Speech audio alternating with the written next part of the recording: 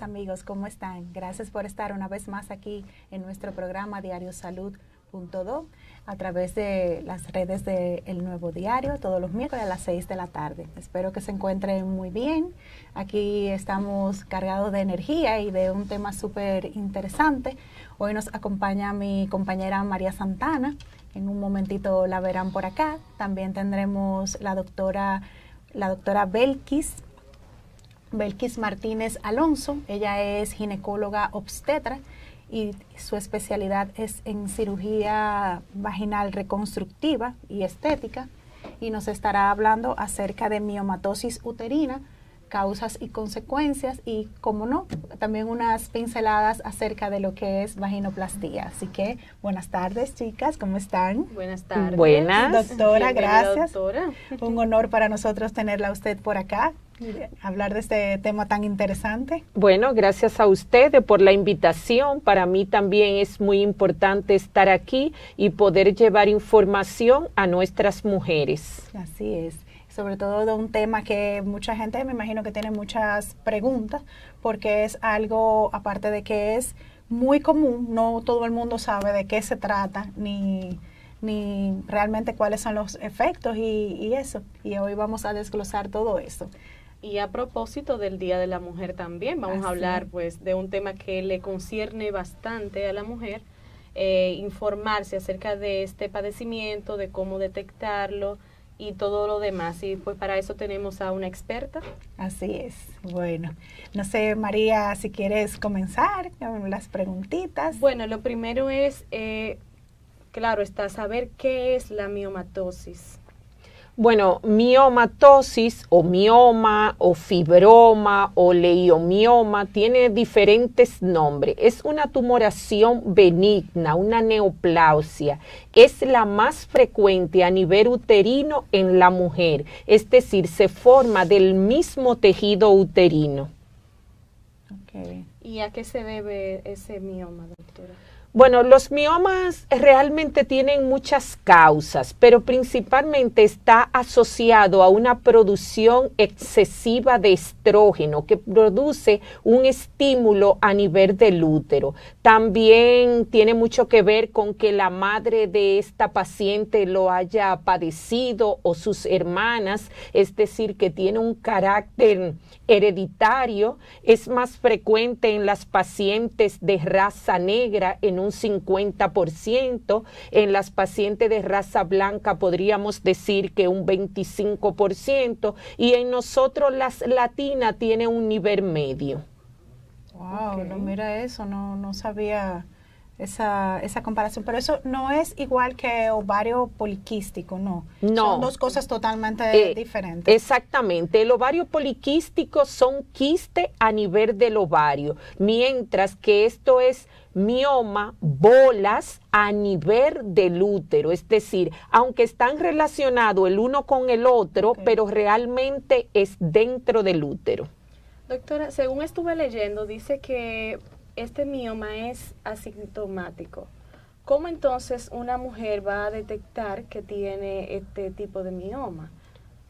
Sí, mira, voy a aprovechar para esa cápsula que ustedes tienen ahí. Por ejemplo, ahí podemos ver los miomas. Ahí hay una gráfica donde se puede ver el útero, donde dice útero en el centro. Ese es el endometrio, que es donde se albergan los bebés, de donde viene la menstruación. Esas bolas amarillas son los miomas.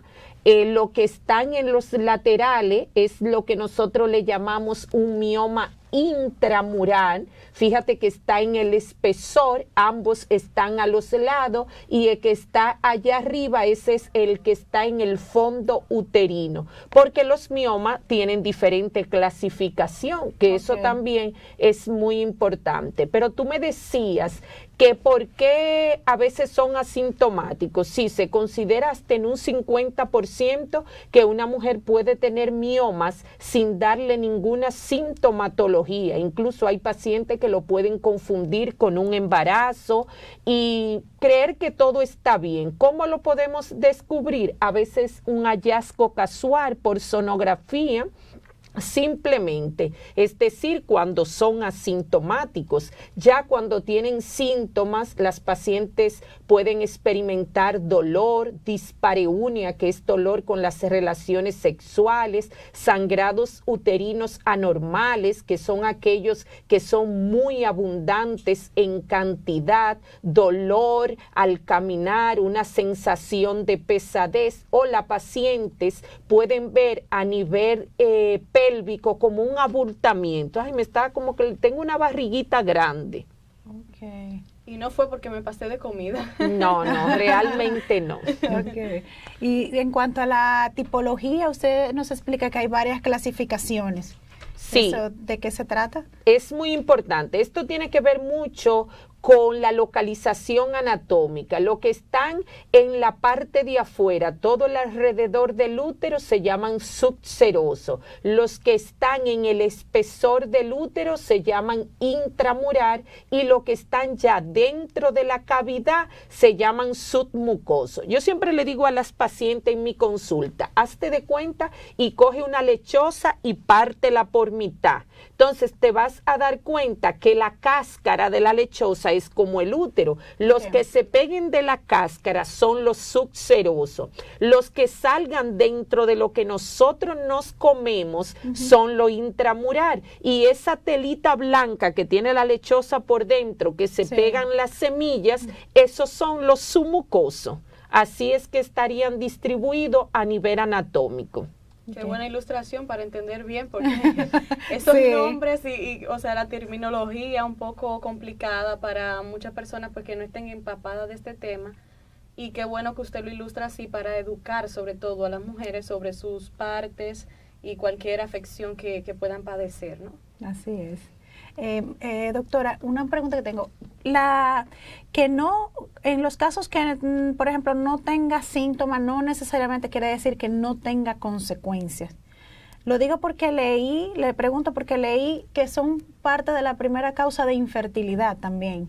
Entonces, quizás que lo tengo y no quedo embarazada, quizás, o sea, es eso, que no me he hecho un estudio para determinar que esa realmente es la causa, ¿verdad? Sí, fíjate, es muy buena tu aclaración. Cuando una paciente nos llega a la consulta con que tiene problema para embarazarse, una de las cosas que primero hacemos es ver el útero, porque el útero es donde se va a albergar el bebé, es donde viene el ciclo menstrual junto con el ovario. Entonces, ahí buscamos que no haya patología a nivel del útero, y la más frecuentes son los miomas. Incluso está grandemente asociado a la infertilidad y tiene mucho que ver la localización. Por ejemplo, te hablaba de lo que están en la parte interna, que son los submucosos, producen aborto, no permiten la implantación cuando ya están dentro de la cavidad uterina. Los intramurales, que son los que están en el espesor, esos que vemos ahí en la gráfica son los intramurales.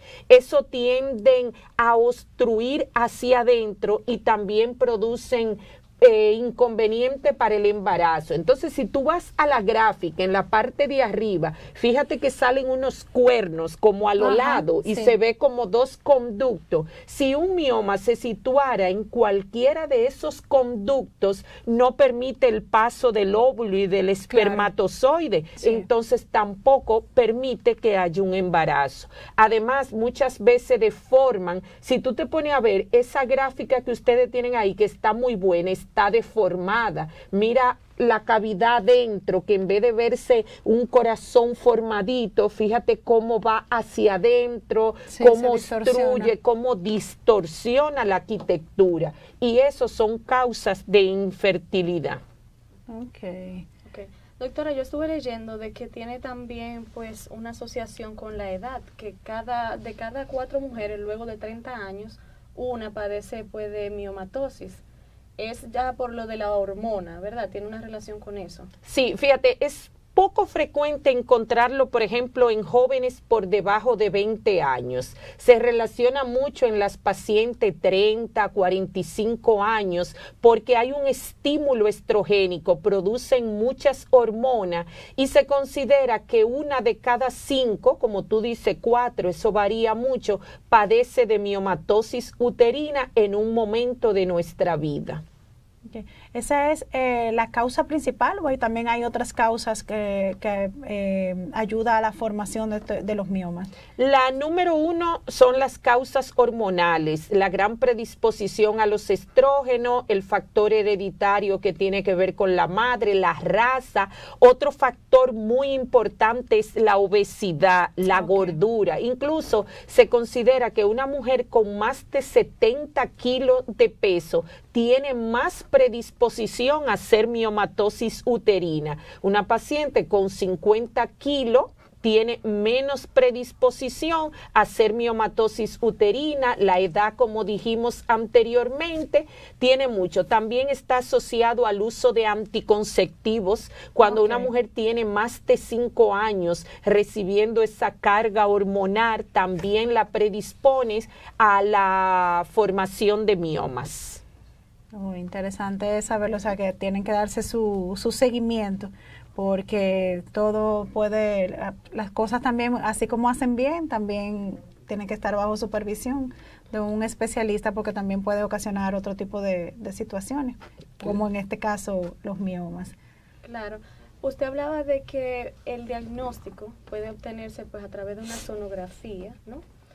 Entonces, si yo no estoy presentando ningún síntoma, pero lo tengo, lo recomendable es ir al médico a hacerme un chequeo pues rutinario, por así decirlo, a ver cómo estoy.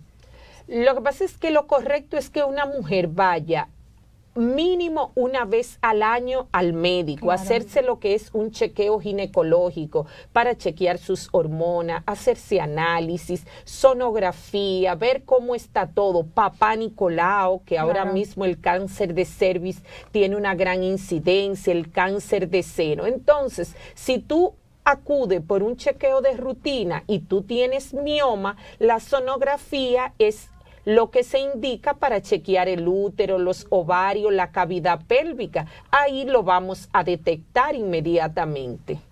Claro, sí. Okay. Doctora, háblenos un poco del tratamiento para esto. O sea, ¿cómo se trata la miomatosis? Bueno, eso hay que dividirlo en la edad que tiene la paciente, si la paciente desea embarazarse o no, si ya es joven o es una paciente menopáusica, llámese 50 y pico de años, que ya no vea su menstruación. Pero lo principal es saber si la paciente quiere tener hijos. Si es una paciente que quiere tener hijos, entonces hay que preservar ese útero. Y existen medicamentos que es para bajar la cantidad de estrógeno, el estímulo hormonal, que son los hormonales. Si es una paciente joven que quiere tener hijos, entonces se hace lo que se llama una miomectomía, que es extirpar los miomas cuando ya esto está muy aumentado de tamaño, 5, 8, 10 centímetros, y también dependiendo la localización. Si es una paciente que ya tuvo sus hijos, que es de una edad avanzada, está en la menopausia y esa paciente está presentando mucho sangrado, dolor, crecimiento, pues la histerectomía es una buena opción, que sería extirpar el útero. Ok. Doctora, y una pregunta que también he visto, me he enterado de varias personas que salen embarazadas con miomas. ¿Eso no tiene ninguna repercusión en el bebé? Sí, depende de la localización. Por ejemplo, las pacientes que se embarazan con los miomas submucosos pueden tener aborto espontáneo, que ya cuando ese embarazo empieza a desarrollarse dentro de la cavidad uterina, pues el mismo mioma lo expulsa hacia afuera. Mayormente son pacientes que pueden tener embarazos pretérmino, es decir, antes de tiempo, pueden tener roturas prematuras de membrana o lo que ustedes dicen que rompieron las bolsas, quizás se me rompió la fuente por la misma compresión. A veces son pacientes que la tenemos que ingresar varias veces porque esto le desencadena contracciones uterinas dolorosas, es decir, contracción a nivel del útero. Realmente son carpetocitos los miomas en el embarazo. Ahora bien, si los miomas están localizados fuera de la cavidad uterina a nivel subseroso, como yo te dije, los que salen en la cáscara de la lechosa, mayormente eso te dejan llegar a término. Ok, y ya lo que me imagino la paciente hace que aprovecha ahí mismo y ya también en la misma operación, en la misma cesárea, o si en caso de lo extirpan? No, has hecho una de las mejores preguntas. No se pueden extirpar dentro de la cesárea. Okay. Muchas pacientes incluso te dicen, doctora, aproveche y quítemelo. No se puede hacer porque el mioma es muy vascularizado, tiene mucha irrigación. Incluso en la gráfica que ustedes presentaron, ahí se podía ver. Entonces, ¿qué sucede? Fíjate cómo le llega a la arteria uterina, todo eso rojo que tú ves ahí a nivel de esa capsulita amarilla que es el mioma. Cuando tú remueves un mioma de eso en una cesárea con un útero que está totalmente lleno de sangre, vascularizado, unos vasos sanguíneos dilatados, tú puedes producir una hemorragia tan grande que ponga en peligro la vida de una paciente. Si la paciente podría tener una hemorragia que tú no logres contener, y es una paciente que puede terminar ahí mismo en una histerectomía para poderle salvar la vida. Incluso un doctor una vez me decía que una paciente de él, que él vio a un simple miomita, se lo extirpó y la paciente terminó en histerectomía y en cuidado intensivo. Wow. Entonces no se puede está hacer, contraindicado. No, está totalmente contraindicado.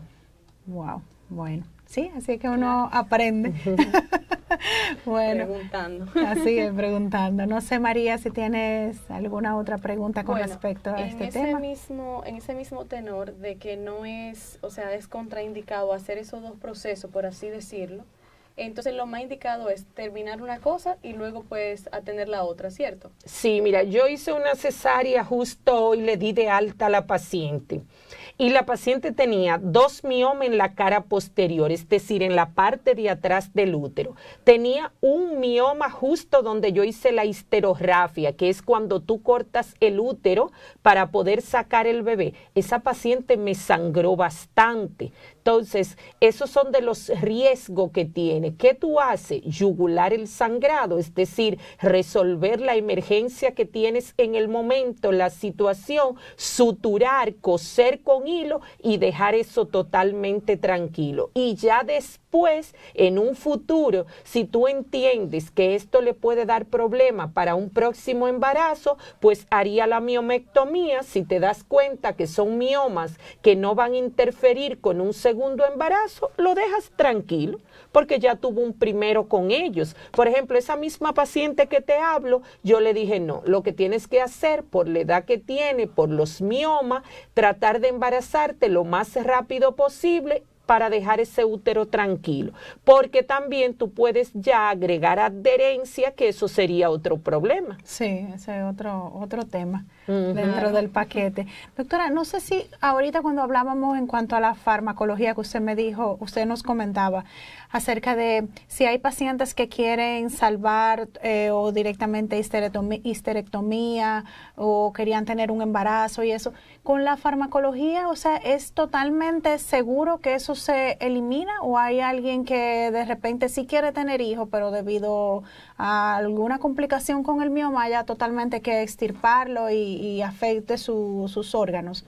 Eso tiene que ver mucho con el tamaño. Por ejemplo, si tú tienes miomas pequeños, 2 centímetros, 3 centímetros, y como vuelvo y te digo la localización, muchas veces tú puedes rejugar y con tratamiento tú los resuelves. Ahora, cuando ya son grandes, cuando distorsionan, dañan la arquitectura uterina, hay que extirparlo. Yo tengo ahora mismo una paciente con un embarazo de 32 semanas que yo le hice una miomectomía, una joven de 23 años, y ya ese embarazo va muy bien. Recuerdo que una vez me llegó una paciente con 35 años con un útero miomatoso de San Francisco de Macorís, vino aquí a Santo Domingo, allá le habían dicho que no había solución, que había que hacerle una histerectomía.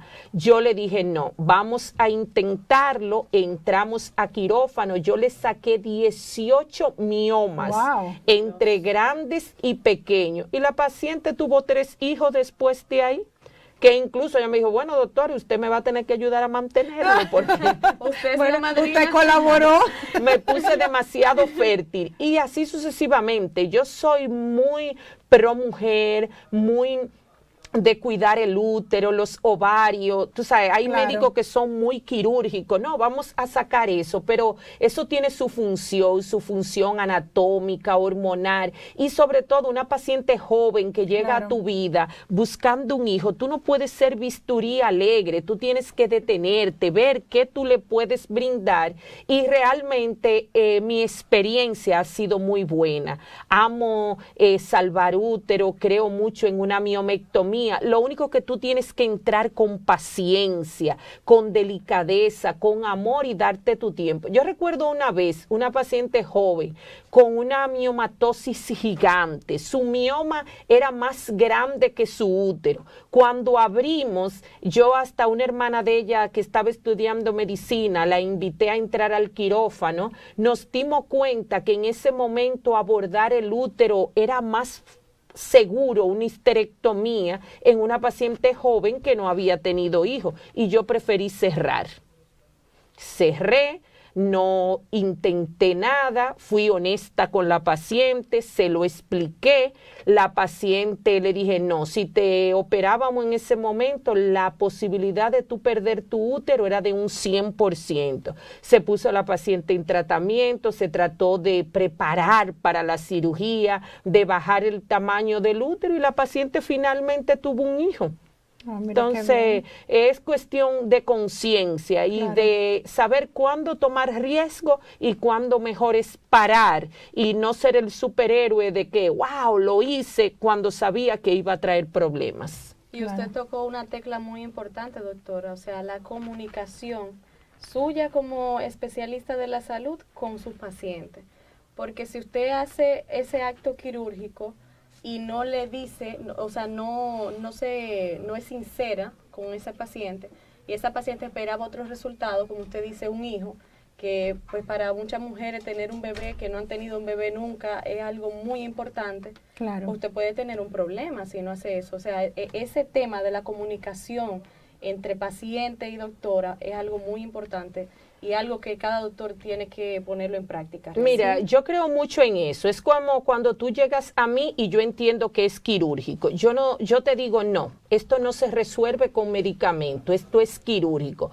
Es mejor que la paciente se vaya porque fue buscando una pastilla, perdón, y tú no se la diste, a que tú te pongas a poner a esa paciente a perder tiempo, a perder dinero, a perder oportunidad.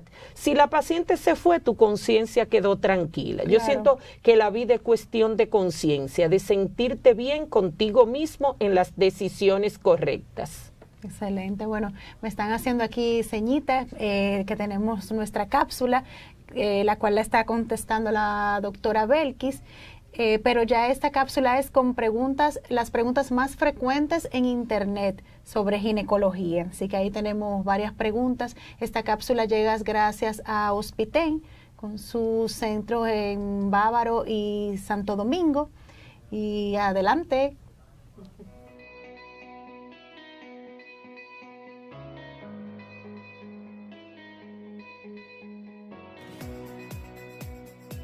Las alteraciones menstruales constituyen una de las principales causas de consultas en las pacientes adolescentes.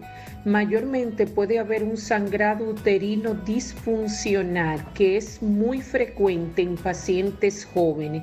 Esto es cuando la menstruación dura más de 7 días y con una periodicidad menor a 21 días. Es muy frecuente porque en este momento hay inmadurez en lo que es el eje hipotálamo-hipófisis y es muy frecuente que pase en los primeros ciclos menstruales. Por eso hoy en día se le da tanta importancia al ciclo menstrual y es muy importante que las pacientes en su adolescencia, en su juventud, acudan periódicamente al ginecólogo.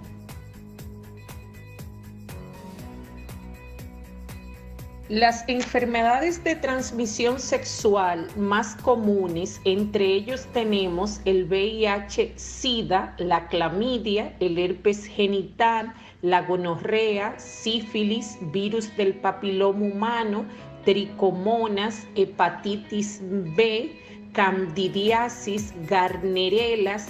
Todas estas se pueden presentar. La forma de prevenirla es teniendo relaciones sexuales con protección, llámese condón, o con una persona que no esté infectada por dichas enfermedades de transmisión sexual. Lo más importante es tener relaciones sexuales con una sola pareja, la fidelidad y el cuidado.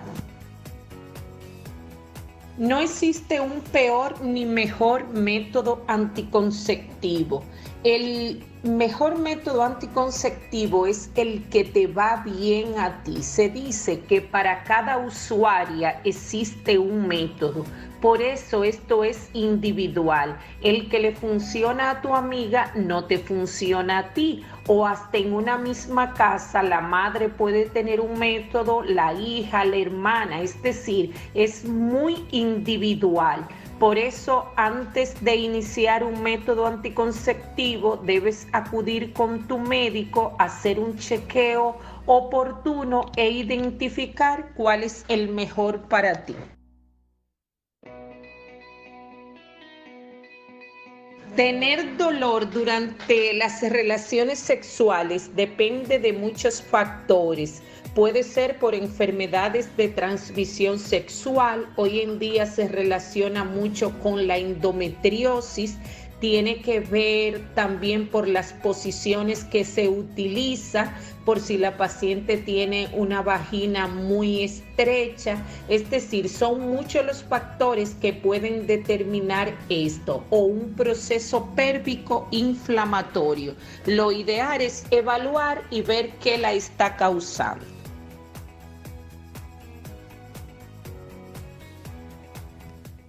Bueno, doctora, muchísimas gracias por contestarnos esas preguntas que son las más frecuentes en Internet y entiendo que hemos agotado el tema. Recuerden, señores, que la doctora va a estar acá con nosotros hasta las 7 por si tienen alguna pregunta sobre este tema. María, no sé si tienes alguna otra pregunta. No, nada, agradecer a la doctora pues que le dé luz a las mujeres dominicanas, que es importante saber cómo funciona su cuerpo, cómo funcionan pues sus partes íntimas y cada afección que pueden tener, cómo protegerse.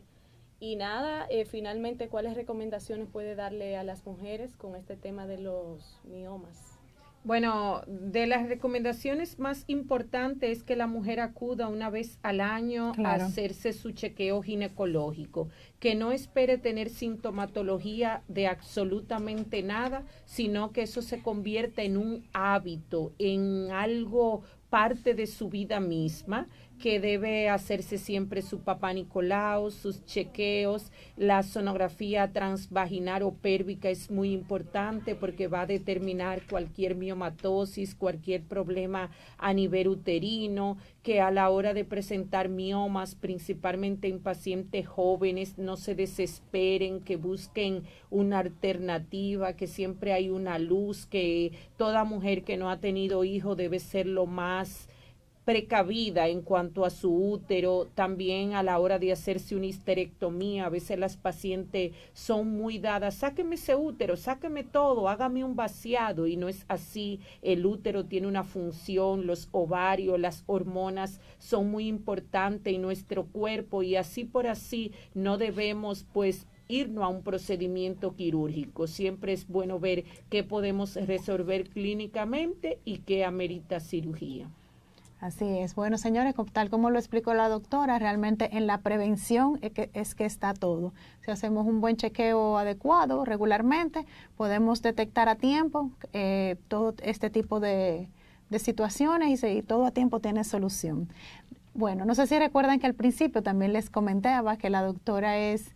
ahora mismo ponemos esa información. Dice, hola, me interesa el número de la doctora. Ahora mismo vamos a poner los datos de la doctora en un ratito para que los pueda tener.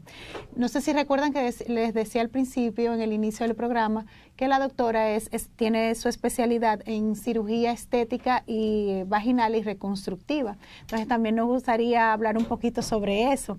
¿En qué momento, doctora, definimos que necesitamos este tipo de cirugía? Bueno, eso tiene que ver mucho con la paciente en sí. ¿Qué tan cómoda una paciente se siente con su vagina? Hay pacientes que eso ya es personal. Dice, yo no me siento a gusto, siento que me baja la autoestima, me da inseguridad, pues ahí eso es una causa. Pero también hay pacientes que han sido sometidas a muchos partos, que han tenido hijos con un peso muy grande, 9 libras, 10 libras, varios partos, y eso también amerita muchas veces una reconstrucción, pacientes que a la hora de parir han tenido desgarro a nivel vaginal, eso amerita una reconstrucción, la edad, cuando ya pasamos, principalmente llegamos a una edad de menopausia, que se fue la menstruación, que bajaron los estrógenos, pues la vagina se pone flácida y en ese momento necesita reconstrucción. La semana pasada,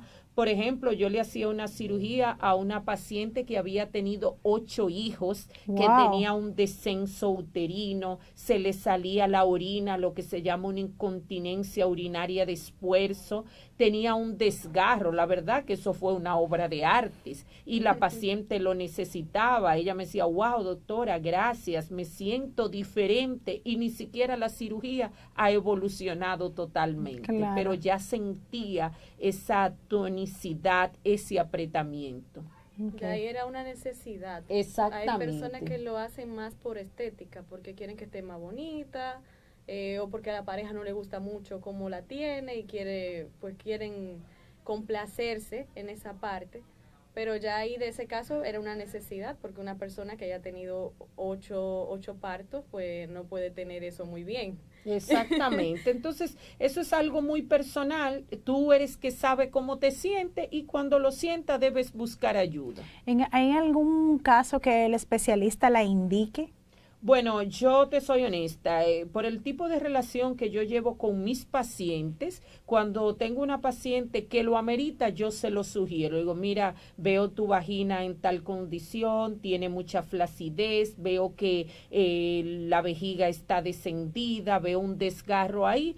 ¿Crees que lo necesita? Si tú entiendes que eso no te afecta, lo podemos. Ahora, desde el punto de vista médico, entiendo que te favorece. Además, es mejor una paciente hacerlo joven, cuando todavía esos músculos están con un nivel de estrógeno adecuado, que esperar ya 50 y pico de años, 60, donde hay una flacidez muy marcada. ¿Puede correr algún riesgo una paciente con este tipo de cirugía? Toda cirugía tiene riesgo, infección, dolor, sangrado, principalmente la causa número 1 son las infecciones, pero hoy en día nos tomamos mucho la delicadeza de hacer las cosas profesionalmente lo mejor posible. Tenemos buenos antibióticos, buenos analgésicos, las clínicas nos ofrecen pues los cuidados quirúrgicos y lo principal es el cuidado de la paciente, que la paciente después de una cirugía se tome su tiempo de cuidado, de recuperación. Yo le decía hoy muy jocosamente a una paciente que le daba de alta después de una cesárea, que ella no era la Mujer Maravilla, ni era lo más famoso del mundo, que ella era un simple mortal y que el mundo iba a seguir sin ella, que se diera su tiempo de cuidarse, de amarse, de apapacharse, porque lo principal en toda cirugía es el cuidado que la paciente tiene con su cuerpo. Claro. ¿Qué tipo de...? Ay, perdón, María. No hay problema. Bueno, me gustaría saber qué tiempo lleva este tipo de cirugía o si va a depender de las condiciones en las que esté cada paciente en particular. Y ya una vez que se hace la cirugía, ¿cuál es el tiempo de recuperación? Ajá. Muy buena pregunta, fíjate. No eso va a depender mucho de una paciente, de una u otra. Hay pacientes que en 1 hora tú la haces, hay pacientes que te toma hasta 2 horas, hay pacientes que son muy sangronas, hay otras que no. Claro, uno usa medicamentos para tratar de tener todo eso bajo cuidado. El tiempo de cuidado es de 6 a 8 semanas después de una cirugía vaginal, sin tener relaciones sexuales. Los tiempos de antibióticos son de 7 a 10 días, dependiendo, y sus buenos analgésicos. Pero cada paciente es individual. Ahí lo más importante es tú volver a ver la paciente después de tu cirugía. Y ya después que pasa de esas semanas de recuperación, ¿puede volver a tener sus relaciones sexuales normal o debe esperar más tiempo? No, ya tú como médico ves la paciente, la valoras bien, te das cuenta que puede iniciar y obvio, ya debe iniciar con cuidados, no puede, ya es como una nueva vida, entonces debe haber ese cuidado y esa delicadeza. Bueno. Es un tema... Es un tema como que hasta a ustedes le da pena preguntar, pero no, hoy en día ya eso ha cambiado, porque la vagina es como la boca, es como la oreja, es como la nariz, es como tu hígado, es como tu riñón, es una parte de nuestro cuerpo, igual que el pene en el hombre. Lo que pasa es que fuimos criados con todos esos tabú, pero se podría hablar totalmente porque es una parte del cuerpo. Claro, lo único que no estamos acostumbrados a abordarlo así, o sea, exacto, decir vamos a ponernos la vagina pues más bonita o claro. No sé, más grande. Aquí en las redes tenemos una de las preguntas, una de las pacientes de la doctora, mi doctora hermosa, Ana Teresa Gómez. Dice, gran profesional y amoroso ser humano, feliz de verte en ese estudio de mi casa, El Nuevo Diario, aportando tus conocimientos, gracias por cuidarme de mí y a Uriel durante el embarazo. La doctora tiene su fan club. No, y una paciente muy especial para mí, que gracias a Dios llegamos a feliz término, muy cooperadora, bueno, muy entregada a su embarazo, y al final, lo que te decía, un éxito total. Un médico comprometido, una paciente comprometida, y siempre la bendición de Papá Dios, eso da éxito. Así es. Claro. Doctora, ¿dónde podemos, no sé si tienes alguna otra pregunta, María? Por ahora no, me surgirá. Ok, podemos ir también diciendo dónde contactar la doctora, que hicieron esa pregunta ahorita, ahí están los datos. La doctora está activa en sus redes, tiene su Instagram, síganla, con consejos importantes, y ahí también tiene su teléfono y su correo electrónico para que puedan también escribirle. No sé si quiere dar algún otro dato. Bueno, yo estoy en Cipla queda en la Pedro Enríquez Ureña, número 137, es una clínica que el fuerte es la cirugía plástica, ahí opero mucha vaginoplastía con los cirujanos plásticos. Estoy en el 503, ahorita cuando escuché que anunciaste a Hospiten me sentí feliz porque yo soy parte de ahí, estoy en el 3er piso, en el consultorio 20, amo a Hospiten con locura, es una clínica llena de grandes profesionales, muy higiénica, muy preparada. De verdad me siento que estoy en mi casa, con un equipo a los lados de buenos especialistas, y eso nos ayuda a brindar un buen servicio. Ya las pacientes que no van ni a Cipla ni a Hospiten, yo opero en ginecología y obstetricia, el Instituto de Cirugía Especializada, en la Ver González de la Lincoln y en Corazones Unidos. Eso es algo que aprendí en México, que al paciente hay que tenerlo con el médico que le gusta, en la clínica que le gusta, el pediatra que le gusta y todo lo que le gusta, porque eso da felicidad y armonía. Así es. Y lo ha aplicado muy bien porque está en varias partes. Sí, eso lo aprendí en México y dije, cuando llegue a República Dominicana lo voy a implementar, y me ha dado éxito. Sí, porque a veces por comodidad o por cualquier cosa un paciente decide, ay no, esa clínica no, quiero esta porque me queda cerca o porque está en ruta, no sé, y realmente es bueno tener así varias opciones para la conveniencia de cada persona. Bueno, doctora, ¿cuál es la mayor o sea, la mayor inquietud de las pacientes que le hacen en pregunta en consulta sobre la cirugía reconstructiva vaginal?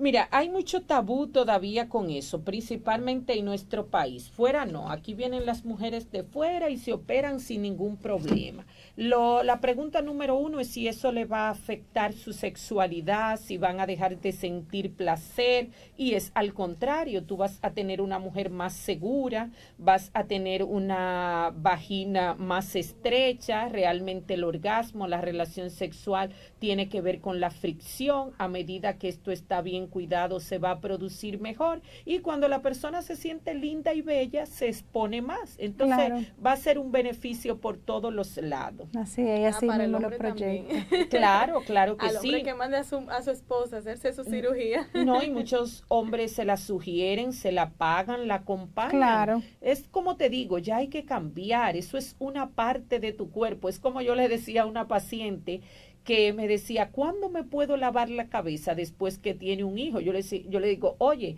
tu bebé naciendo y en el mismo quirófano podemos estarte lavando el pelo y secándotelo, porque la cabeza es parte del cuerpo, como son los brazos, las piernas. Entonces, le han enseñado a la mujer que no se puede lavar la cabeza, pero tú te lavas el cuerpo, y entonces, claro, ¿por qué ahí no hay problema? Sí que hay que ir cambiando esos mitos, tabúes y todas esas cosas del ayer, que estamos en el siglo XXI, la era de la información. Así es. Bueno, ya dimos los datos. Mira, me están saludando desde Acapulco, Dios mío, qué wow, bueno. Internacional, qué doctora. Bien, doctora. Eso es bueno. Y un saludo muy especial a Fiordalisa, ella dice, soy su doctora favorita, también es mi paciente, porque yo valoro y honro mucho el ser escogida como médico. Hay muchos, y cuando un paciente te escoge, eso es un privilegio. Así es. Claro. Bueno, aquí está. Saludos desde Acapulco. Saludos, doctora, desde Acapulco. Carlos Mendoza. Fiordalisa, mi doctora favorita.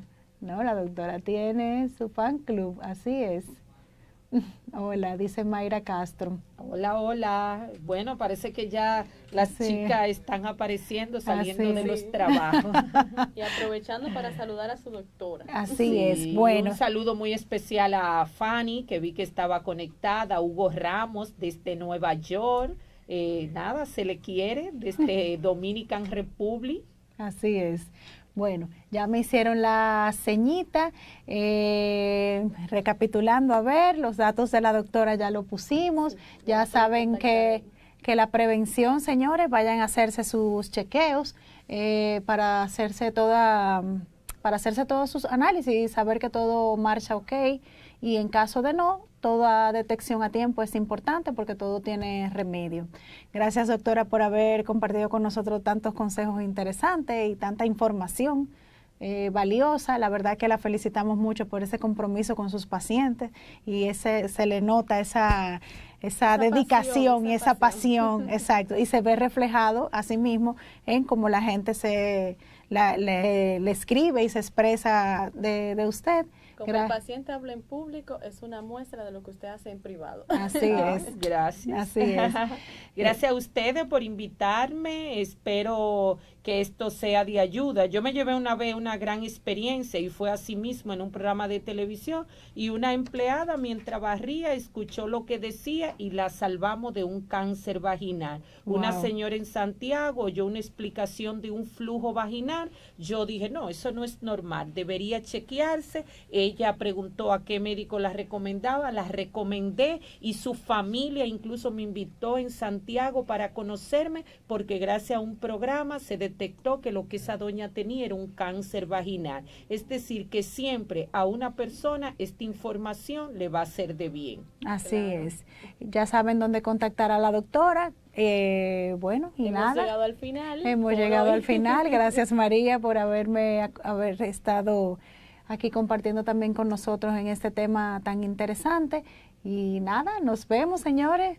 Gracias por estar aquí. Recuerden, el próximo miércoles a la misma hora aquí en Diario Salud. Gracias. Bye bye.